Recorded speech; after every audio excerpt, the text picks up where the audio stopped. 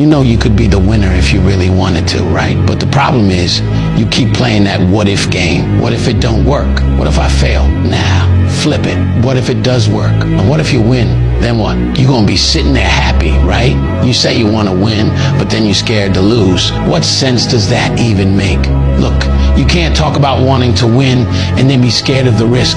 That's not how this works. If you lock in, keep your head down and stay focused on the vision, how could you not win?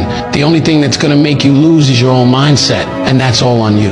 Your biggest enemy ain't out there, it's in your head. So if you wanna win, you gotta get out of your own way. And here's the truth. Every time you doubt yourself, you're slowing down your own progress. You either believe in yourself or you don't. There's no in between. If you keep second guessing everything, you're already losing.